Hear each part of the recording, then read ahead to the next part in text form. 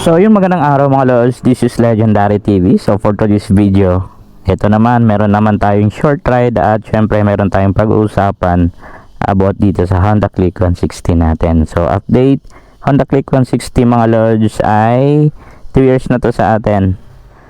Pero looks, sobrang lakas pa rin ito at napaka-solid pa rin ito ang Honda Click na to mga lods. So bukod dun sa matipid, tahimik ang makina at keyless na rin. Ayan. So di remote lang. Yan ang spec ni Honda Click 160. So ngayon meron pa rin tayong pag-uusapan regarding dito mga lods, kung solid pa ba ngayong 2026 itong Honda Click 160. So itong Honda Click 160 natin mga lods ay unang version na nilabas. Ayan, wala pang mga decal. So nakamat yung nakuha natin Honda Click. So ngayon mayroong mga nagsilabasan na Honda Click 160 na glossy and mayroong mga decals mga lods. So pag-usapan natin kung talagang solid pa ba itong Honda Click 160. Tara, rides tayo. Ito ang engine. Ayan o. So antayin natin mga lods mawala yung blink ng itong lock na to. Ayan, bago natin siya i-start. So para tumagal yung ating Honda Click 160 mga lods, make sure na pag andar ay wag muna natin bombahin kaagad. So wag muna natin patakbuhin lalo na nakapark ng matagal sa ating parking area. So tendency niyan yung mga oil ay medyo pumailalim, kaya kailangan pa natin ng warm up na kahit ng ilang minuto lang para ma-mix ng husto yung langis dun sa baba mapunta dun sa mga gearings natin. So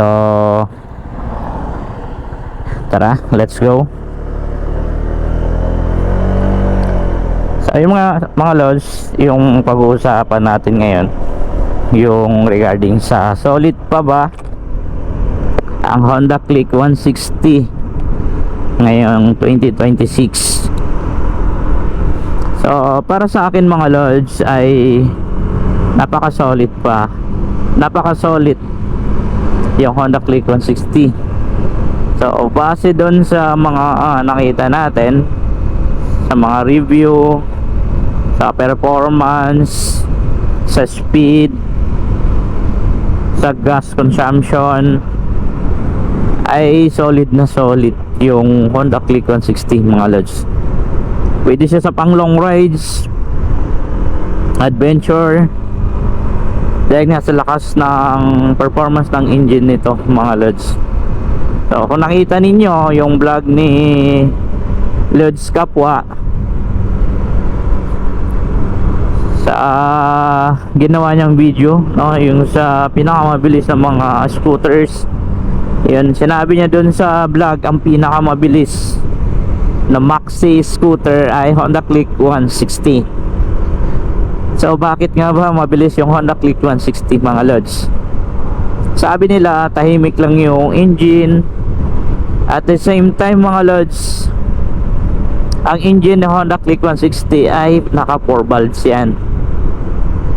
Kaya magtataka kayo, mahina sa arangkada, pero antayin nyo pagdating sa duluhan mga lods, doon nyo makikita yung totoong performance ni Honda Click 160.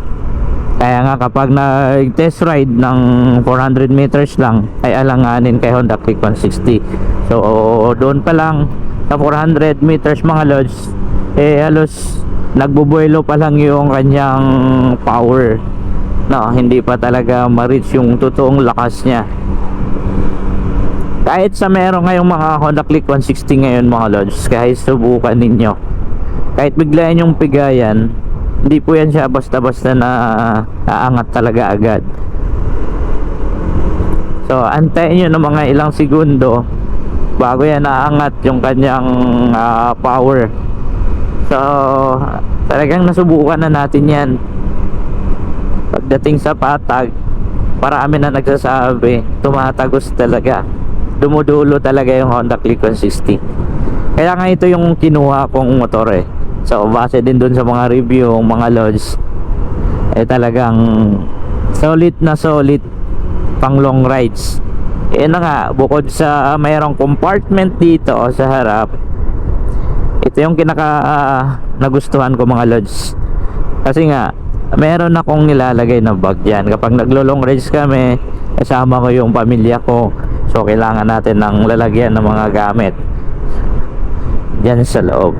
So bukod doon mga lods, sa tangke, sa laman ng tangke mga lods, ay napakalaking tangke nito. So I think 5.5 liters yung kanyang tangke. So medyo malayo-layo na rin yung mararating niya mga lods. So abutin na rin siguro ng 180 to 200 kilometers yung full tank. So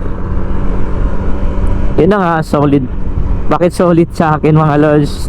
Dahil nga napakamurang scooter na 160. So price range as update as of 2026 mga lods ay 108,900 to 116,900 pesos mga lods. Pero nakadepende pa rin yon sa dealership kung saan yung location. So nakadepende pa rin po yon sa location ng area, no, kung saan.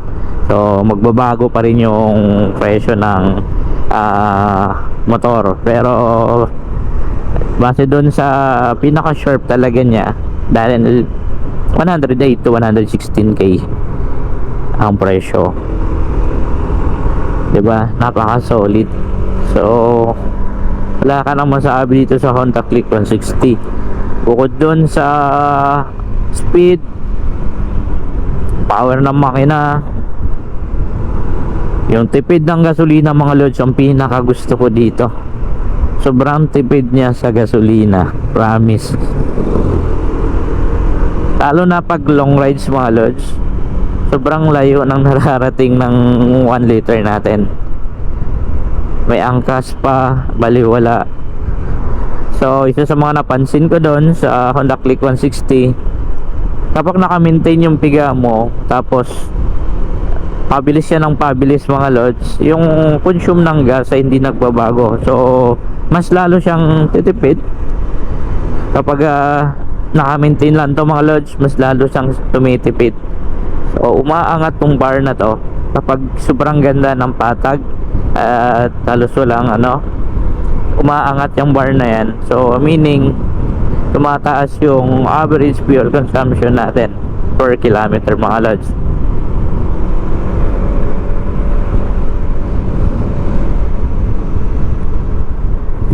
So ang kagandahan din syempre dito sa Honda Click, kahit na if ever na maiwan man natin na naka-on yung ating motor, no, tapos naiwanan natin sa parking area, yung kagandahan dun mga lods, ayan, naka-keyless siya. So kahit anong gawin ng magnanakaw dyan, kahit maiwan man natin na naka-on yan, wag lang natin maiwan yung remote. Wag lang natin maiwan yung remote dun sa mismong motor ng mga lods, no, siguradong madadali. Pero kung as in lang, naiwan lang natin tapos malayo tayo, kahit anong gawin niya, hindi po yan na-under mga lods kapag malayo yung kanyang remote. At the same time, nag-automatic lock po yan, hindi mo mabubuksan yan yung kanyang flat sa kanyang cover ng ng upuan, hindi niyo mabubuksan yan kapag malayo yung kanyang remote. Yun ang kagandahan dito, no, naka-keyless siya.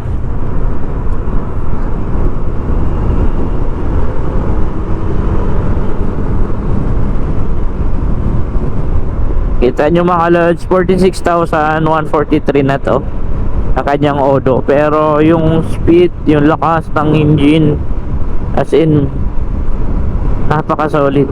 So isa sa mga nagustuhan ko doon mga lods, no, hindi tayo naghahaka base doon sa performance or yung quality pa ng langis natin. So dito pa lang mga lods ay makikita natin sa ngayon meron na naka-indicate na oil change sa taas. So dito mga lods ay meron tayong nag-monitoring. So within 1,500 kilometers na tinakbo natin, automatic magpa-pop up yung oil change dito sa ating panel. Yun ang kagandahan. Dahil dito mismo parang sa motor, maalagaan na natin sa change oil sa langis yung ating motor, mga lods.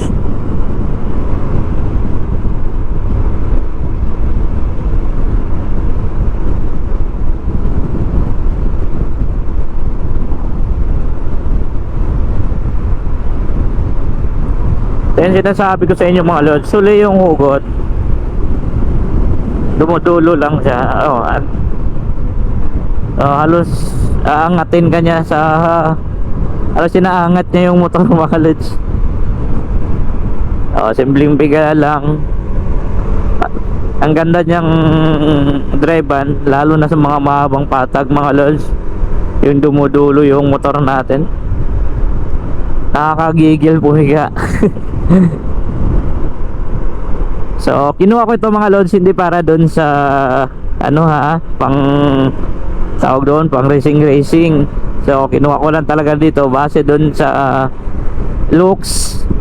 Napakaangas ng looks niya mga lods. Tapos dadagdagan mo pa ng mga aftermarket accessories, napakaangas niya talaga. So next na pag-usapan natin mga lods yung kanyang accessories na pwedeng ikabit para pumugi pa lalo yung ating motor. So next topic na natin yon, next vlog na natin mga lods, about dun sa mga accessories na pwede nating dagdag sa ating Honda Click 160.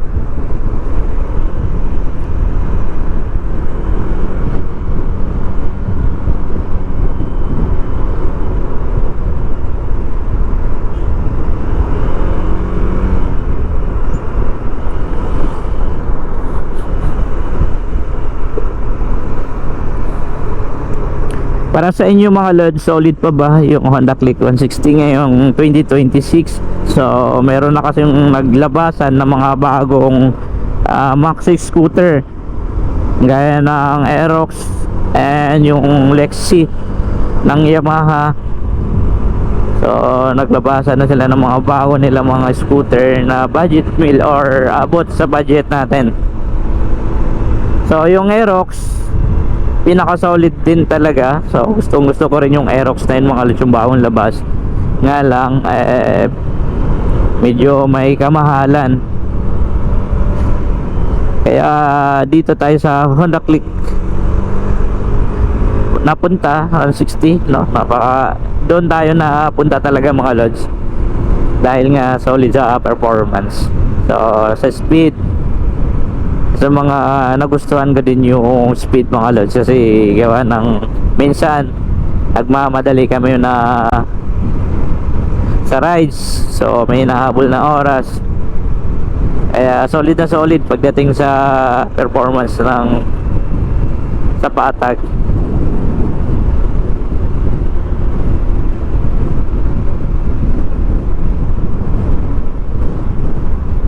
So yun lang mga lods, no?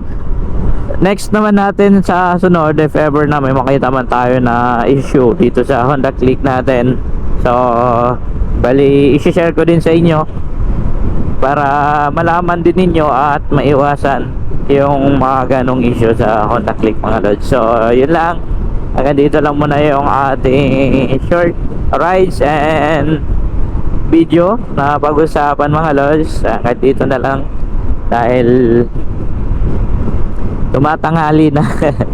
So nagbiyahe muna ako papuntang Makaraskas mga lods. Ayan, so minatid lang ako, then mamaya ulit babalik ulit tayo ng Puerto Princesa City.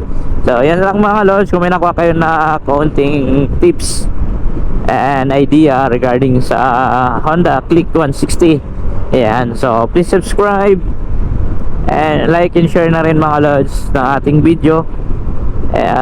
Ayun lang, ride safe po palagi, ingat pa.